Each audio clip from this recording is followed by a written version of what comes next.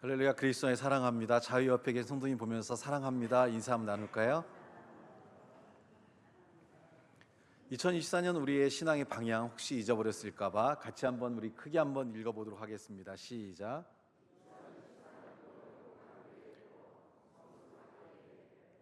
우리의 신앙이 좀 더 성숙할 수 있다면 자신의 삶뿐만 아니라 주변의 많은 사람들을 더불어서 굉장히 크고 아름다운 소망과 또 기쁨을 나눌 수 있는 그러한 존재로 우리가 이 세상을 살아가게 됩니다. 과연 여러분은 어떤 존재일까요? 이 세상의 가정 안에서 또 여러분의 직장 안에서 여러분이 만나는 많은 사람들 가운데서 여러분의 삶들이 좀 성숙하다면 많은 사람들이 여러분을 위해서 기뻐하고 소망을 가지지 않을까 생각합니다. 한 며느리가 시어머니와의 관계가 굉장히 힘들었고 이 시어머니는 이 며느리를 정말 싫어했어요. 결혼할 때부터. 그래서 막 이렇게 괴롭히고 남들에게 막 나쁜 얘기를 하고, 그럼에도 이 며느리는 가정의 화목을 위해 그 모든 걸 참아내고, 남편 되신 분이 좀 이렇게 개입을 했으면 좋았는데 남편도 이제 시어머니의 성격을 아니까 그냥 모른 채 하고 뒤로 숨어버리고, 그러다 이 시어머니가 이제 나이가 드셔서 이제 암에 걸려가지고 병원에 입원하게 됐는데, 병원에 입원했는데도 간호사들한테 막 며느리가 자기를 폭행하고 때리고 뭐 이런 안 좋은 얘기를 많이 했는데, 그 중에 간호사 한 분이 이제 환자를 많이 치르니까 알잖아요. 그래서 이 며느리에게 참 굉장히 힘든 시어머니를 어떻게 이렇게 평생 모셨냐, 참 대단하다. 그 한마디에 이분이 이제 울컥하고 마음에 이제 위로를 받았는데, 그럼에도 불구하고 이게 희한하게 며느리는 싫지만 이 손자 손녀는 너무 이쁘잖아요 또. 그래서 이제 병원에 이제 면회를 갔는데 이제 얼마 안 남았다고 그래서, 그랬더니 이제 시어머니가 그 손자에게 하는 말이, 이제 할머니는 곧 이 땅을 떠나지만 천국에서 만나자라고 이제 손자에게 이렇게 얘기를 했는데, 손자가 갑자기 큰 소리로 할머니가 어떻게 천국 가냐, 우리 엄마를 평생 괴롭혔고 그렇게 힘들게 했는데 할머니는 절대 천국 못 간다. 그래서 그날 그 할머니가 돌아가셨대요. 그 말에 충격을 받고. 자기의 존재를 잘 몰라요. 우리는 삶을 살면서 우리는 이런 존재일지, 아니면 이 며느리처럼 그런 시어머니의 온갖 구박과 그럼에도 불구하고 가정의 화목을 위해 평생을 이렇게 아끼고 살아가는 그런 모습일지. 그래서 이 손자가 커서 나중에 어떻게 됐냐면, 이 어머니가 이제 너무나 이제 시어머니 관계가 힘들고 어려워서 자기는 이제 아들과 같이 살지 않겠다. 그리고 나도 너희가 오라고 하지 않으면 너희 집에 방문하지 않을 것이다. 그리고 그런데 너희들이 언제든지 엄마를 보고 싶으면 오라. 그래서 결혼한 이후에 이제 이렇게 가급적이면 가지 않으려고, 자기가 너무 힘들었으니까. 근데 어느 날 이 시어머니가 이제 여행을 떠났는데, 이 어머니가 갔다 와 보니까 이사로 온 거예요. 이 아들이 며느리랑 같이. 그래서 너희들 왜 왔느냐 이렇게 했더니, 엄마가 언제든지 보고 싶으면 오라고 하지 않았냐, 그래서 우리 이렇게 오게 됐다라고 해서 이제 새로 들인 그 며느리와 얘기를 해보니까, 남편이 어머니가 살았던 삶이 너무나 불쌍하고 힘들고 어렵게 살았기 때문에 자기는 어머니에게 좀 위로가 되고, 행복이란 거를 너무나 불행하게 사셨으니까 행복이란 걸 느끼게 하고 싶다. 그래서 우리가 들어가 살면 안 되겠냐라고 얘기해서 이 며느리가 그러면 그렇게 하자라고 얘기해가지고 이 어머니랑 살면서 정말 행복한 삶으로 이렇게 살아가고 있다라는 그런 이야기를 제가 들은 적이 있거든요. 삶의 존재가 그렇습니다. 우리가 올바른 삶을 살지 못하는 것은, 첫 번째는 몰라서, 어떻게 살아야 될지를 몰라서고, 두 번째는 어떻게 살아야 될지를 알고 있더라도 그렇게 살아간다는 것은 내가 희생하고 나를 바꾸는 것이니까 쉽지 않거든요.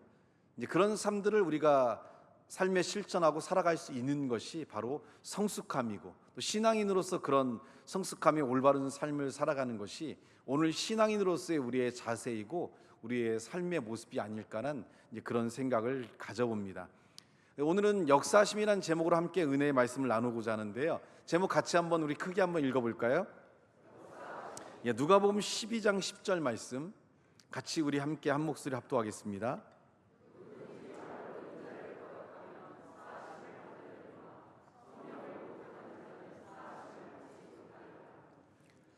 우리는 지금 성령의 역사가 주어지는 시대를 살아가고 있습니다.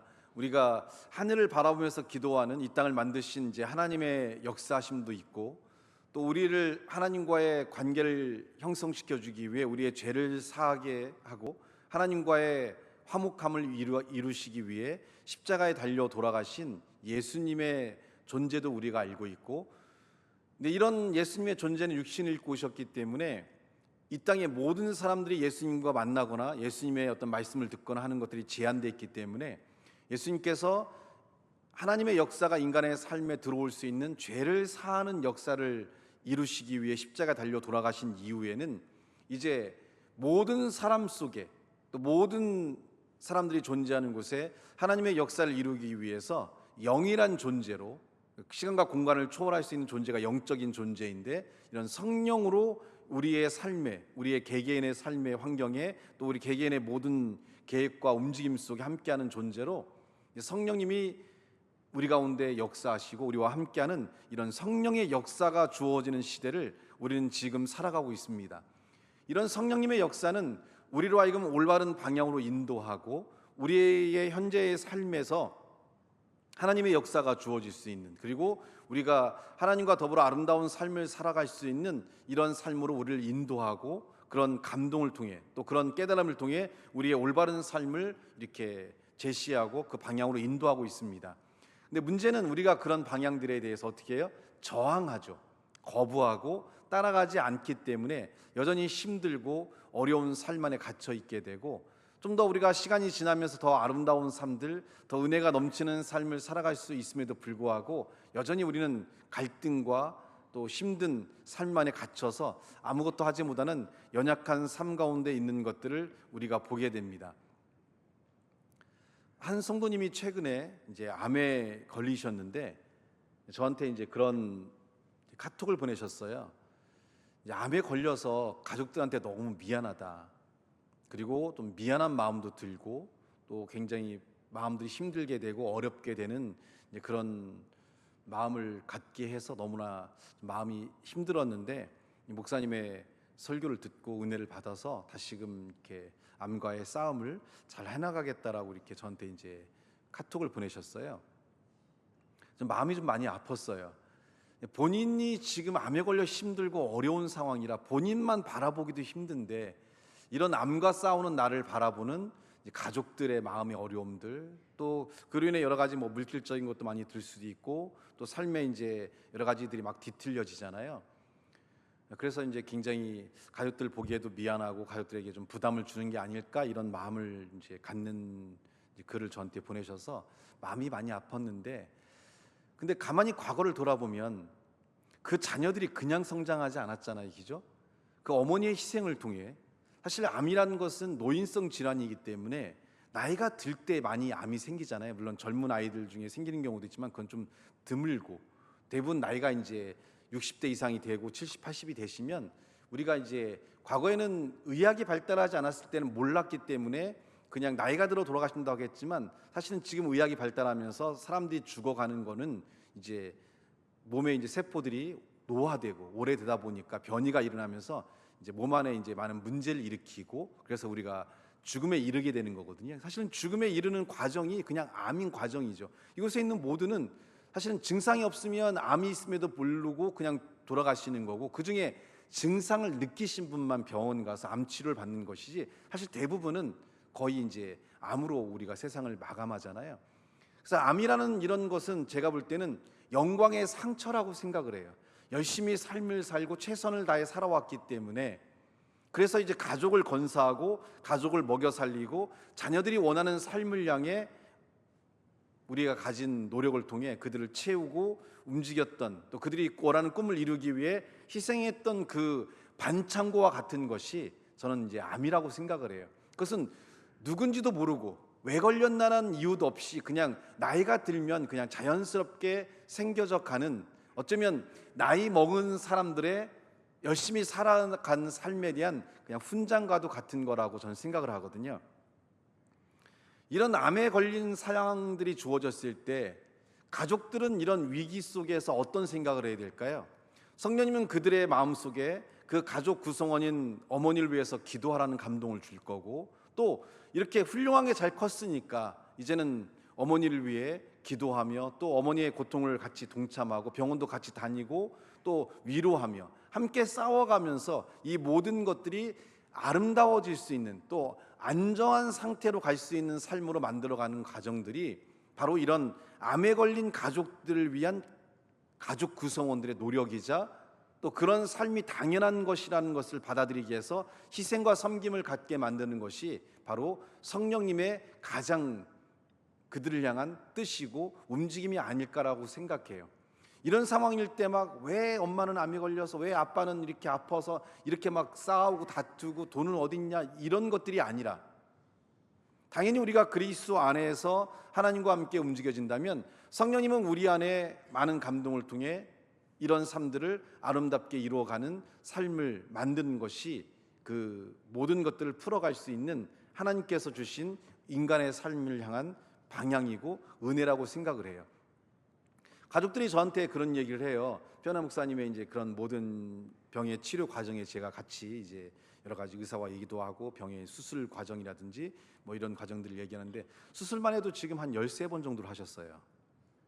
여러 가지의 문제가 생기거든요. 그러니까 이제 밤에 급하게 전화 와서 밤에 응급 수술도 하고 이제 여러 가지 막혀져 있는 부분들, 뭐 예를 들어서 누워만 계셨잖아요. 수술 이제 그 뇌출혈 이후에 그렇게 되면 몸에 혈전이 쌓여요. 이 혈전이 심장에 들어가면 어떻게 돼요? 그냥 바로 그 밤에 돌아가시거든요.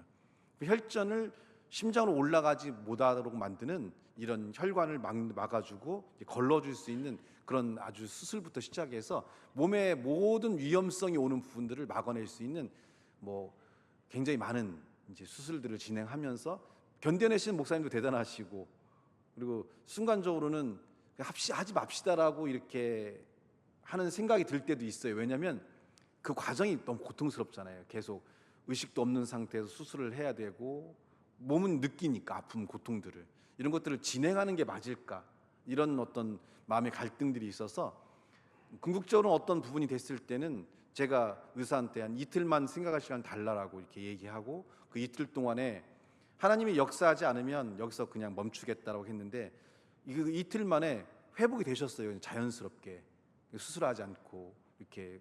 그래서 하나님께서 많은 성도들의 기도를 들으시고 이렇게 역사하시는구나.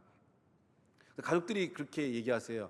미안하다라고 얘기도 하고. 그래서 저는 그렇게 생각을 해요. 누군가는 감당을 해야 되잖아요, 그죠? 근데 그게 가장 가까이 있고 또 그런 일들을 오랫동안 많이 해왔기 때문에 당연히 저의 일이라고 생각해요. 그래서 뭐 힘들거나 뭐 어렵거나 뭐 이런 생각들을 한 적이 없고, 누군가는 움직일 때 변화가 일어날 수 있고, 누군가의 어떤 헌신들은 삶을 새롭게 만드는 역사들을 가져올 수 있기 때문에 이런 것들이 모여 있을 때 우리는 기적이라는 것들이 만들어져요. 이곳에 있는 많은 성도님들이 기도해 주시고 또 후원도 해 주시고 또 찾아가서 이렇게 인지적인 능력에 이런 것도 이루시고요. 이동건 집사님은 퇴근한 이후에 집에 가기 전에 먼저 병실에 들려갖고 변화 목사님 상태를 보시고 또 이렇게 걷는 것, 또 근육 같은 것도 꺾어주시고 이렇게 다 작업도 해주시거든요. 사실 하루를 마치면 굉장히 지치고 힘든데도 불구하고 본인이 방문해서 누가 알아주지 않음에도 불구하고 그런 일들을 반복하고 그런 일들을 이루세요. 이런 것들이 모여져서 어떤 변화를 가져올 때 우리는 기적이라는 것들을 경험해요. 근데 이런 것들이 누구에게나 가능하냐면 그렇지 않다는 거죠. 인간은 욕심과 이기심에 갇혀 있기 때문에 선뜻 처음에는 움직일 수 있지만 시간이 지나고 오랜 세월이 걸리는 부분들이 되면 다 피하고 도망쳐버리고 남아있는 사람이 한 명도 없게 된다는 겁니다. 그래서 성령님은 우리 마음 안에 이러한 삶들에 대한 위기성을 이야기하시고 오늘 우리가 어떤 삶을 살아야 될지, 어떤 움직임을 가져야 될지, 어떤 삶의 변화를 가져야 될지, 그런 많은 감동을 따라서 우리가 올바른 삶을 향해 나가게 만들고 있다는 겁니다. 근데 문제는 우리가 뭐냐면 그런 감동들을 저항한다는 거죠. 싫은 거예요. 왜 내가 해야 돼? 꼭 내가 해야 돼? 근데 저는 하나님과 함께 오랜 세월 동행하면서 제가 마음속에 깨닫고 또 삶의 어떤 방향으로 잡고 있는 건 뭐냐면, 몰랐으면 못 도와줄 수 있어요. 알지 못했으면, 듣지 못했으면, 보지 못했으면, 하지만 내가 보고 듣고 느낀 거는 하나님께서 나에게 주신 숙제라고 생각을 해요. 오늘 그리스도인으로서 여러분이 본 것, 여러분이 들은 것, 여러분이 느낀 것은 그것은 바로 여러분의 일입니다. 하나님께서 그들을 도와주기 위해서 여러분을 만나게 하시고 여러분을 듣게 하시고 여러분과 함께 그것을 보게 하셨다면 그것은 여러분의 삶이고 여러분의 목적이 되어야 되고, 그리스도인으로서 하나님께서 우리를 구원해 주셨고 예수의 희생을 통해 우리가 자유로운 삶을 살아갈 수 있도록 우리를 허락해 주셨다면, 이제 그 예수님도 이 잔을 내게서 지나갈 수 있다면이란 고백을 통해서 그 십자가의 짐을 지기를 힘들어했던 것처럼 우리도 우리가 보고 듣고 느끼는 것들을 힘들어할 수 있지만, 그러나 내 뜻대로 마옵시고 아버지의 뜻대로 하라는 이 예수님의 고백처럼 오늘 우리도 우리가 보고 느낀 이 부분들에 대해서 기꺼이 손을 내밀고 함께 할 수 있는 움직임을 가져야 됩니다. 그러면서 우리는 삶이 성숙함을 가져올 수 있고, 그 성숙함은 더 많은 변화와 많은 사람들의 고통과 아픔들에 함께 할 수 있는 그런 삶의 일들을 이룰 수 있다는 것을 우리가 분명히 우리의 삶 속에서 깨달아야 됩니다. 적어도 우리가 그리스도인이라면 우리 마음에서 오는 감동들, 우리 마음에서 느껴지는 부분들을 외면하거나 이렇게 마음을 닫지 않고 그 움직임을 가질 수 있는 삶을 갖는 것들이 오늘 우리의 삶 안에 필요합니다. 성령님께서 우리 인간을 바라보실 때 가장 많은 관심을 갖고 있는 부분이 어떤 부분이냐면 우리의 습관들입니다. 한번 따라해 볼까요? 성령님께서 우리의 삶에 관심을 갖고 있는 부분은 우리의 습관이다. 우리 주변에 성공한 사람들, 또 자기 신의 분야의 최고의 어떤 위치에 오른 사람들을 보면 항상 그런 표현들을 하잖아요. 그들은 그들만의 일정한 루틴이 있다라고 얘기해요. 습관을 갖고 있는 거죠.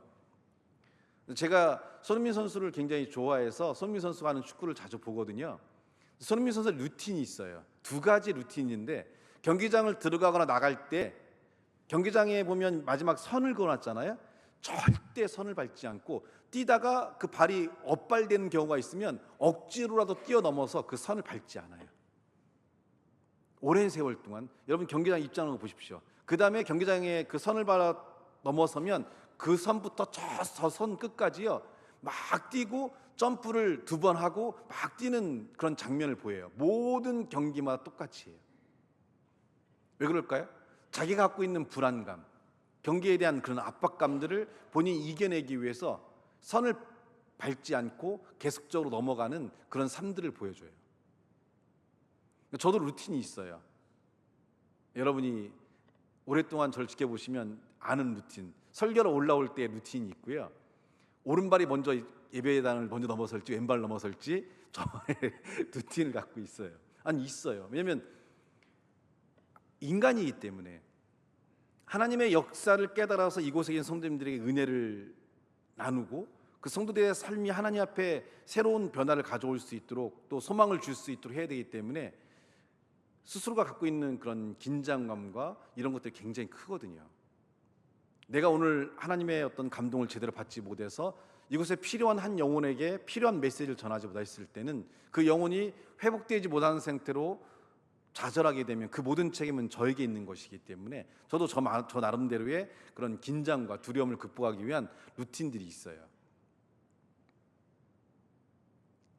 성령님도 우리의 삶에 동행하시면서 우리가 하나님 안에서 좋은 영적인 습관들이 만들어지기를 원하고 있어요.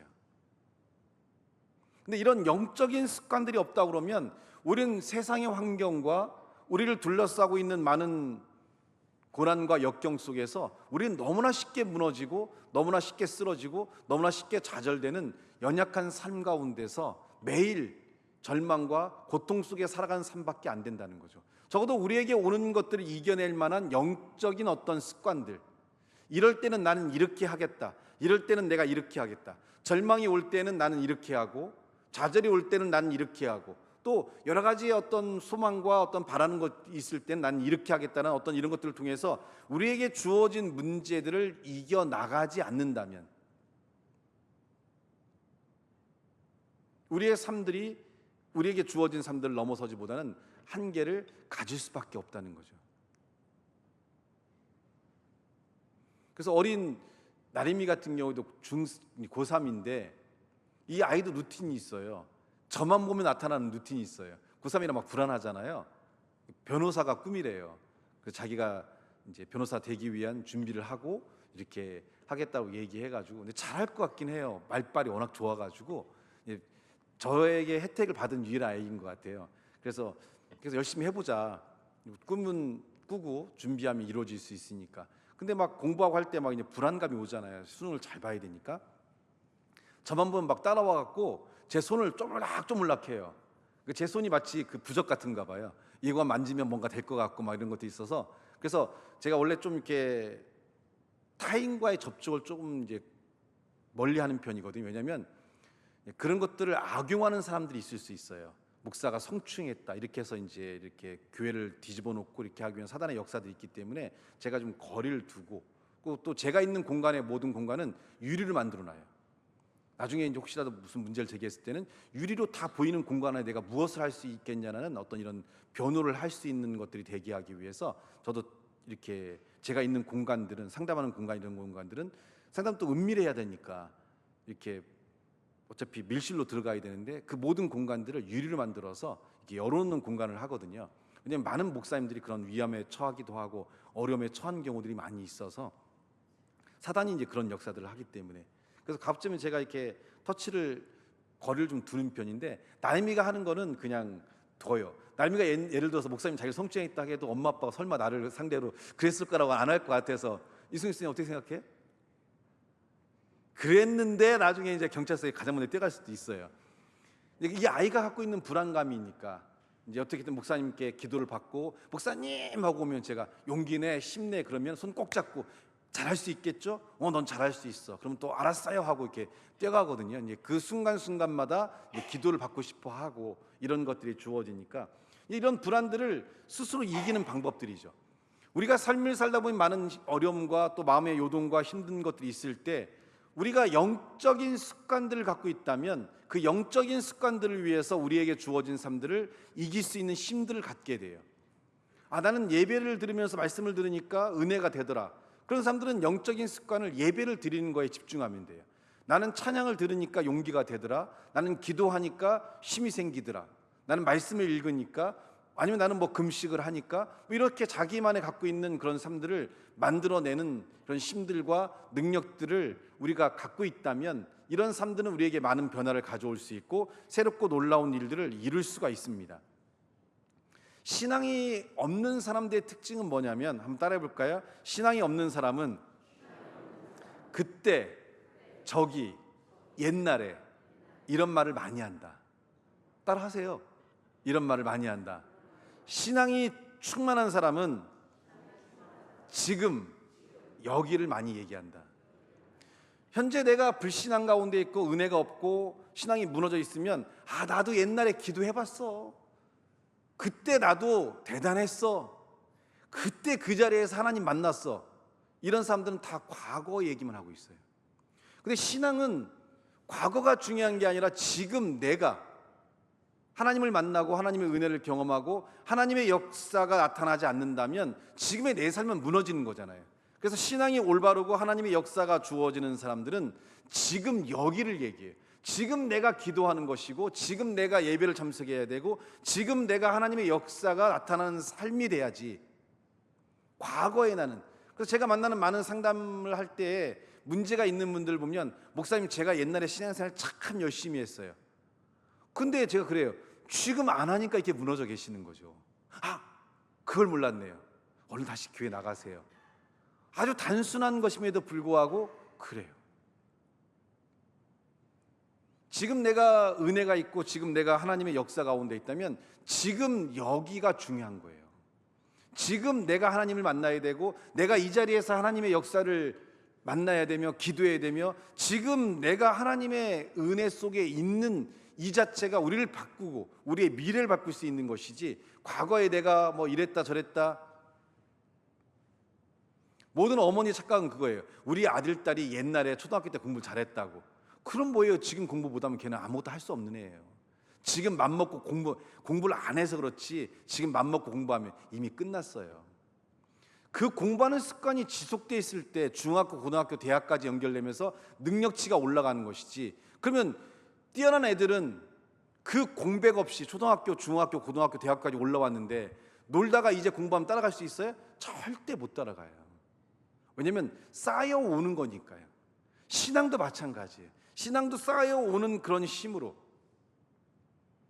똑같은 문제를 바라볼 때 저는 소망을 바라보지만 성도님들은 절망을 바라볼 때가 있어요. 그 차이는 뭐냐면 쌓여온 영적인 습관과 힘에 의해서 성도님들은 안 된다라고 바라볼 때 저는 된다라고 선포하고, 그 안 된다는 불신을 믿음으로 바꿔서 하나님과 함께 살아갈 수 있는 힘을 만드는 일들을 이룰 수 있는 변화를 가져오는 거죠. 오늘 우리는 성령님의 감동을 따라 우리가 살아간다는 건 뭐냐면 우리 안에 존재하지 않았던 이제 습관들이 만들어지는 거예요. 성령님은 여러분의 삶을 잘 알기 때문에 많은 삶의 부분들의 습관을 만들어내요. 문제점을 넘어서기 위해 너 지금 이거 해야 돼, 너 이렇게 살아야 돼, 너 이런 건 양보해야 되고, 너 이런 것은 베풀어야 되고, 이런 많은 것들을 감동을 주면서 우리에게 부딪히는 문제, 사람들과의 관계 속에서 이런 감동을 주면서 어떻게 살아가야 될지에 대한 방향들을 제시하게 되고, 그 방향에 따라 움직이다 보면 우리 안에 영적인 습관들이 만들어져. 이 영적인 습관들은 우리의 삶을 능력 있고 힘 있게 하며 많은 사람들과 더불어 가장 행복하고 가장 기쁘고 즐거운 삶들을 만들어내게 이룬다는 겁니다.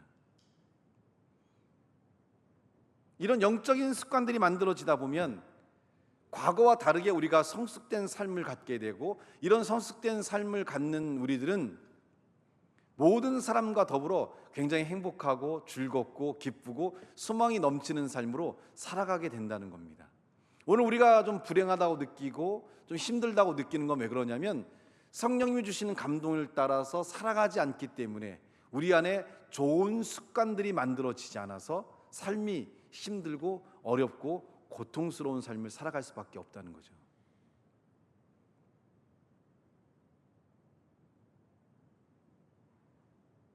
우리 안에 있는 지금 습관들은 어떤 것일까요?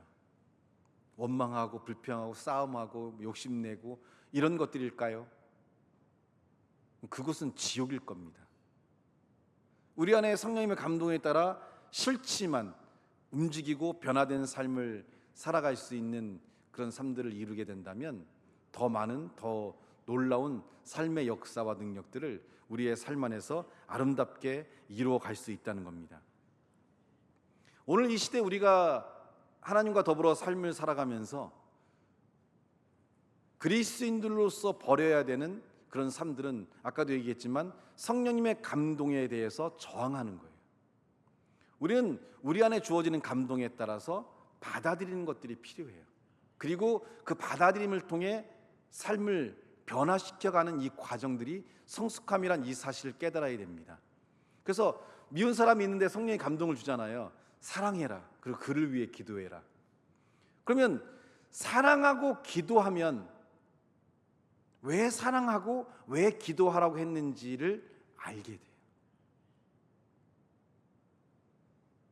하지만 사랑하고 기도하라는 감동이 왔을 때 사랑하고 기도하지 않으면 어떻게 될까요? 여전히 우리가 성장하지 못하고 머물러 있는 상태가 되니까 그 삶은 고통과 아픔이죠. 그래서 우리가 예수님의 말씀에 따라 살아가야 될 이유는 마치 이 모든 말씀들이 상대방을 향해 있기 때문에 내가 그 사람에게 도움이 되기 위해서 그 말씀대로 산다라고 생각하지만, 저도 처음에 그렇게 생각했었거든요. 근데 그런 삶대로 살아가 보니까 결국 그것은 나를 위해서더라고요. 미워하는 마음 갖고 여러분 살아가시면 삶이 얼마나 힘들까요? 내 자신이 욕심을 내고 살아가는 삶이 되면 내 자신이 얼마나 고통스러울까요?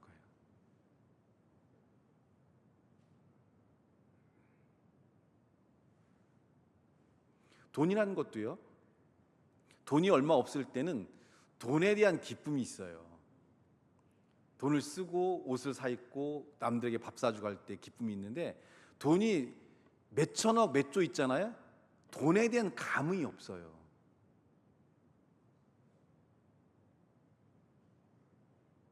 그 차이예요, 삶이라는 게. 우리가 돈에 대한 욕심을 갖는 이유는 우리가 없기 때문에 갖고 싶어 하지만, 정작 돈이 많은 사람들은 돈에 대한 어떤 그런 기쁨이나 만족감이 없어요. 그러니까 결국 만족감이라는 것은 약간의 결핍이 있을 때 삶은 만족하고 기쁜 거예요. 그래서 딱 옆 사람 찌르면서 얘기합시다. 아유, 이 못난 놈이랑 살라고 내가 힘들었는데, 야, 그래서 만족하구나 삶이. 한번 해보세요. 1m 87에 몸무게 70kg에 식스팩과 뭐 사자 들어간 직업과 이런 모든 것들이 완벽한 남자랑 살면 행복할 것 같죠? 재미가 없어요. 막 예의 바르고 막 배려하고 막 그러면 내가 막 공주처럼 될 것 같고 하잖아요. 안 그래요. 사람은 이 사람이 부족하고 막 돼지 새끼에 못생기고 막 돈도 못 벌어오고 부족한데, 부족하기 때문에 내가 채워줄 것들이 있기 때문에 내가 이 사람을 향해 뭔가에 대한 움직임이 있을 때 사람은 굉장히 행복하거든요. 채워줄 게 아무것도 없는 사람과 산다는 건요, 굉장히 몸이 건조하고 어떤 마음의 감동들이 없고 좀 뭔가 삐지기도 하고 속상하기도 하고 이랬을 때 삶이라는 것이 적절하게 움직여질 수 있는데, 예선이 커플이 아주 좋아해요 지금 이 얘기에. 둘이 아주 치받고 싸우는가 봐요. 예. 너무 다 알아서 챙겨주게 되면요, 재미가 없어요 사는 게. 그래서 약간의 부족함을 만나서 서로가 서로를 채워줄 때 이 삶이 가장 아름답기 때문에, 상대방의 부족함을 비판과 어떤 질시로 바라보는 것이 아니라 상대방의 부족함을 내가 채우고 함께하는 이런 관점의 성령의 감동은 상대방의 삶을 온전케 할 뿐만 아니라 나의 삶도 온전케 하면서 삶에 대한 기쁨과 소망이 넘치는 삶을 살아갈 수 있는 모습을 갖게 한다는 거죠. 부모로서 가장 기쁠 때가 언제예요?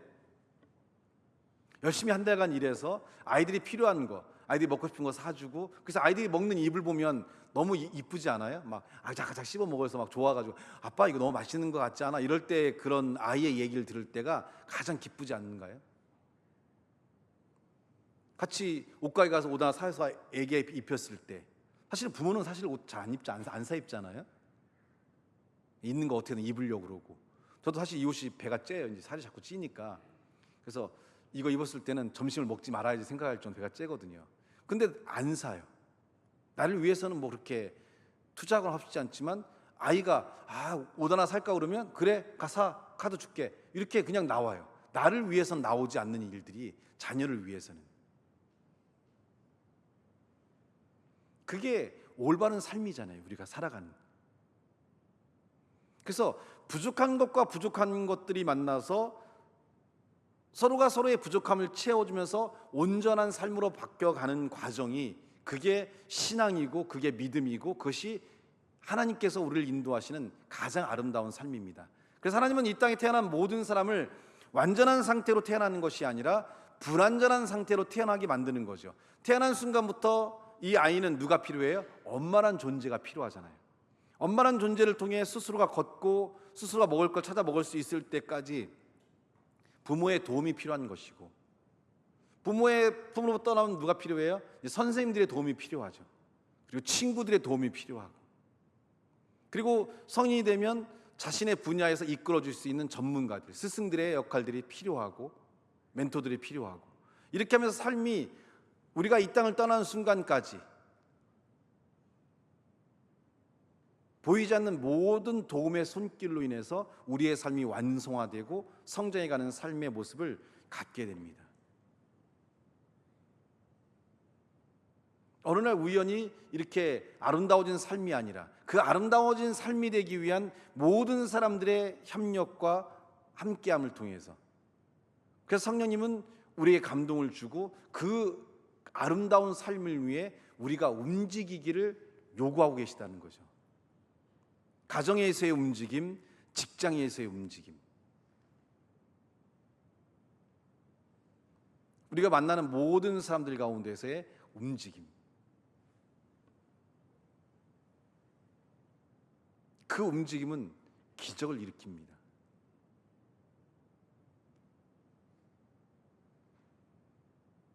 내가 암이 걸렸는데 자녀들에게 또 가족들에게 미안하다는 감정이 드는 것보다는 가족들이 괜찮아, 우리가 기도하고 있잖아, 함께 잘 싸울 거야,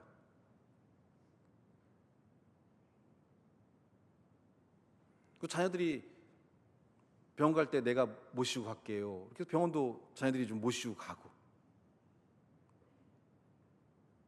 그 저희 어머님 아프실 때 꼭 저를 부르시거든요. 왜냐하면 의사한테 자랑하고 싶어서.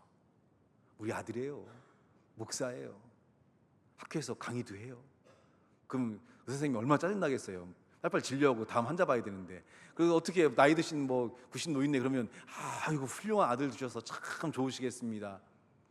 그래서 제가 잠바 하나 입고 하잖아요. 되게 싫어해요. 이렇게 딱 차려입고 오는 걸 좋아해요. 그래서 우리 어머니 병원 갈 땐 제가 이렇게 차려입고 가요. 맨날 뭐라 그래요? 왜 이렇게 꾸질꾸질하게 입고 왔냐? 그래서 병원 끝나면 옷가게 가자고 그래요. 옷 다 사줄 테니까 이거 입고 다음부터는 오라고. 함께하는 삶. 그리고 그런 말들이 아름답지 않아요? 엄마가 아빠가 평생 나를 이렇게 키웠는데 이제 엄마 아빠가 병에 걸렸는데 그 병은 엄마 아빠 이제 내 몫이야. 내가 갖고 있는 모든 힘을 다해서라도 엄마 아빠의 질병이 나을 수 있고 남은 여생을 행복하게 살 수 있도록 최선을 다할게. 이 한마디가 죽어가는 엄마를, 죽어가는 아빠를 살릴 수 있는 가장 강력한 힘이 될 수 있어요.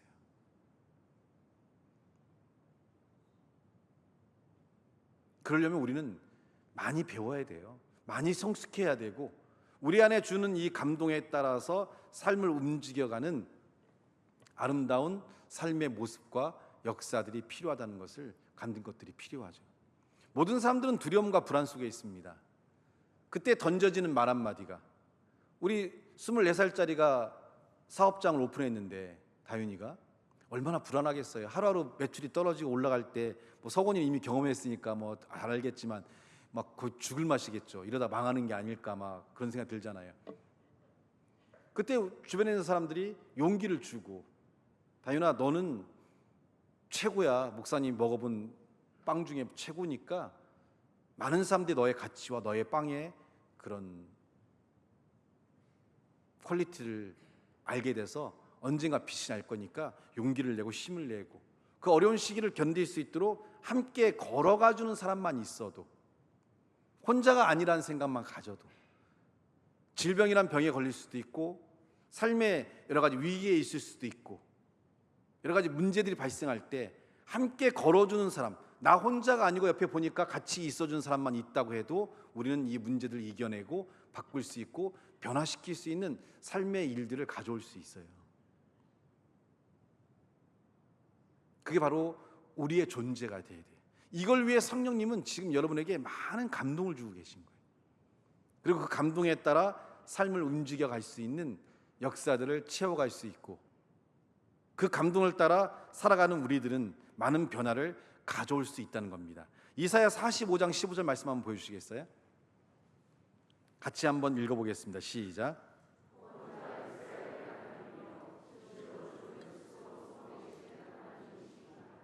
하나님이 여러분으로부터 숨어 계시다면, 하나님의 역사가 여러분으로부터 단절된다면 그것은 우리에게는 재앙입니다. 하나님은 우리에게 숨어 계시는 분이 아니라 우리에게 자신을 드러내시는 분이 되셔야 돼요. 하나님이 우리에게 자신을 드러낼 수 있는 건 뭐냐면 하나님의 말씀에 따라 살아갈 때예요. 성령이 지금 여러분에게 주시는 감동을 따라 손을 뻗어야 되고 희생해야 돼요. 움직여야 되고 섬겨야 돼요. 그리고 그 삶들의 변화를 가져오는 일들을 우리 가운데서 온전히 주어진다면 하나님은 여러분의 삶을 통해 이 땅에서 많은 아름다운 일들을 이루시고 많은 기적적인 삶을 만들어낼 겁니다. 따라해 볼까요? 내가 보는 것, 내가 듣는 것, 내가 느끼는 것은 하나님께서 나에게 주신 숙제이고 과제이고 사역이다. 이 마음을 갖고 우리의 삶들이 움직인다면 하나님은 더 크고 더 아름다운 삶의 역사로 여러분의 삶을 채워주실 줄 믿습니다. 기도하겠습니다. 하나님 주신 말씀과 은혜가 우리의 삶을 통해 넘치도록 인도해 주시고 부족함이 없는 삶이 되게 하시며 하나님의 살아계신 능력과 역사가 우리의 삶에 온전히 주어질 수 있도록 성령의 감동에 따라 삶을 움직여갈 수 있는 그런 삶의 도전이 우리에게 주어지도록 도와주시기를 예수님의 이름으로 축복하며 기도하옵나이다.